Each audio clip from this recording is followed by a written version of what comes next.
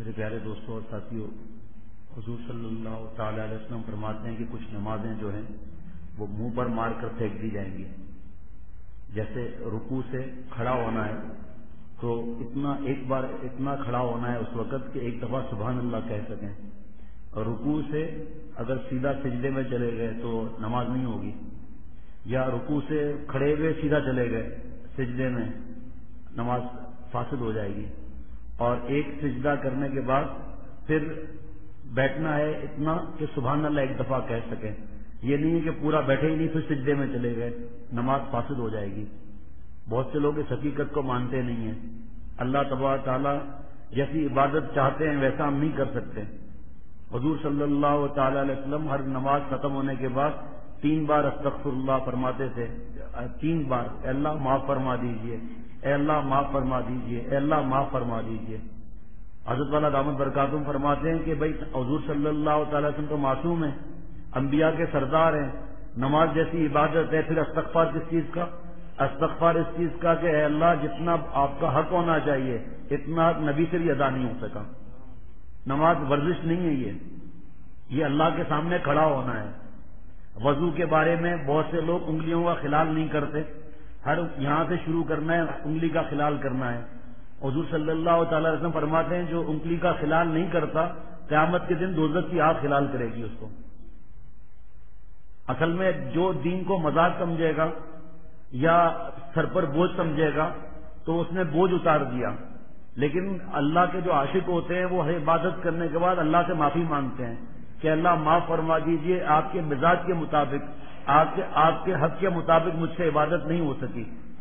اور ایک دیکھو، ایک انسان وضو کرتا ہے سردی میں، چاہے گرم پانی بھی ہے لیکن ٹھنڈک لگتی ہے، گھر کا مزہ چھوڑ کر مسجد میں آتا ہے، جماعت کے ساتھ نماز پڑھتا ہے، اور پھر اگر وضو کے ٹائم پر خلال نہ کرے اور یہاں جو ایڑی ہے اس کا خیال نہ کرے، اس جگہ کا خیال نہ کرے اور ٹخنوں کا خیال نہ کرے، بال برابر کی جگہ رہ گئی تو وضو ہی نہیں ہوگا، جب وضو نہیں ہوگا تو نماز بھی نہیں ہوگی. اگر سمجھایا جائے تو کہتے ہیں انما الاعمال بالنیات، ہماری نیت جو ہے وہ صحیح وضو کرنے کی ہے، ہماری نیت صحیح نماز پڑھنے کی ہے، اس لیے تم کیوں بولتے ہو؟ بولا تو اس کو جاتا ہے جو میرے دوستوں اور ساتھیوں ہدایت لینے کے لیے تیار بھی ہو، جس کو فکر بھی ہو کہ میں کیا کر رہا ہوں. بھائی کون ٹی وی VCR چھوڑتا ہے؟ کون میرے دوستوں اور ساتھیوں گھر کا مزہ چھوڑتا ہے؟ کون گھر کی گرمی چھوڑ کر مسجد میں آتا ہے ٹھنڈک میں؟ وہی جس کے دل میں اللہ کی چوٹ لگی ہے. اب نماز بھی پڑھیں اور جلدی جلدی جلدی جلدی کریں. اول صف کا جتنا ثواب ہے اگر معلوم ہو جائے تو عارف باللہ حضرت مولانا شاہ حکیم محمد اختر صاحب دامت برکاتہم فرماتے ہیں جھگڑے ہو جائیں پہلی صف کے لیے، اتنا ثواب ہے. لیکن دیکھو ہم دوسرا ہمیں کوئی کہے کہ آگے آ جاؤ تو ہم کہتے ہیں تم آگے چلے جاؤ، اور آخر میں ہم لوگ پہنچتے ہیں، کتنی رکعتیں نکل جاتی ہیں، جماعت نکل جاتی ہے. لیکن دنیا کے معاملے میں اگر کارنر کا پلاٹ مل رہا ہو تو یہ دنیا کا کارنر کا پلاٹ تو یہیں رہ جائے گا، لیکن پہلی صف کا جو کارنر کا پلاٹ ملے گا جنت میں وہ قبر میں بھی ساتھ ہے، وہاں بھی ساتھ ہے. اللہ فرماتے ہیں ما عندکم ینفد وما عند اللہ باق، جو تمہارے پاس ہے ختم ہو جائے گا، اللہ ہمیشہ سے ہمیشہ رہیں گے. اگر ہم چاہتے ہیں کہ ہمارا مال، ہماری جوانی، ہماری سانسیں، ہماری حرکتیں، ہماری ادائیں سب ہمیشہ ہمیشہ محفوظ ہو جائیں تو ان اداؤں کو، ان جوانیوں کو اللہ پر فدا کر دیں گے. تو اللہ چونکہ ہمیشہ باقی ہے اس لیے اللہ ان کو سب چیز کو باقی رکھیں گے.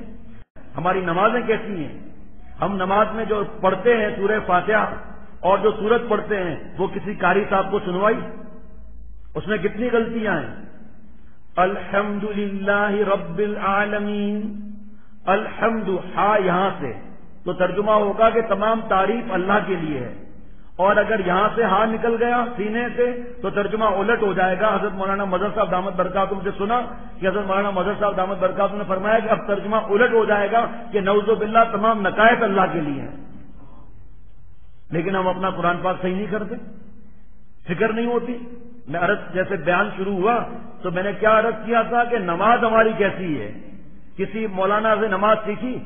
آپ لوگوں کا پڑوس تو مبارک ہے کہ نماز پڑھانے والے عالم ماشاءاللہ، مفتی صاحب ایک نہیں دو دو تین تین یہاں پر موجود، اور بھی جو ہے کوئی عالم ہے، کوئی کیا ہے، کوئی کیا ہے، اور استاد الگ یہاں پر علم پڑھانے والے ہیں. آپ لوگوں کے تو مزے ہی مزے ماشاءاللہ.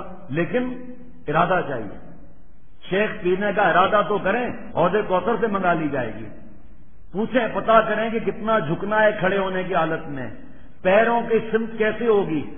لکھا مفتی صاحبان فرماتے ہیں، حضرت مفتی تقی عثمانی صاحب دامت برکاتہم، کوئی پیر جو ہے ایسے رکھتا ہے، کوئی پیر ایسے رکھتا ہے، لیکن پیروں کا رخ بھی قبلے کی طرف ہونا چاہیے، دونوں پیر ایسے سیدھے ہونے چاہیے، نہ ایسے نہ ایسے، بالکل سیدھے، اور 4 انگل کا فاصلہ دونوں پیروں کے درمیان ہونا چاہیے۔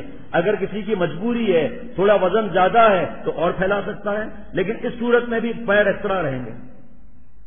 نماز میں ادھر ادھر دیکھنا، بہت سے لوگ ناک میں انگلی گھسڑ کے دیکھتے ہیں کتنا ایکسپورٹ ہوا، پھر کپڑوں سے ہی صاف کر دیتے ہیں۔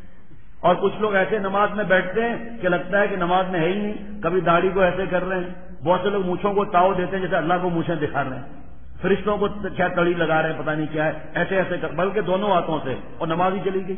اور بہت سے نوجوانوں کو دیکھا دونوں ہاتھوں سے یہ ایسے ایسے مسجد میں بال سیٹ کر رہے ہیں، اور پھونک مار کے بال بھی اڑا رہے ہیں اپنے۔ میں نے پوچھا دوستوں سے یہ کیا معاملہ ہے؟ کہا یہ فیشن ہے، یہ نیا فیشن ہے، یہ کوئی کافر کوئی ہے اس کا فیشن ہے یہ۔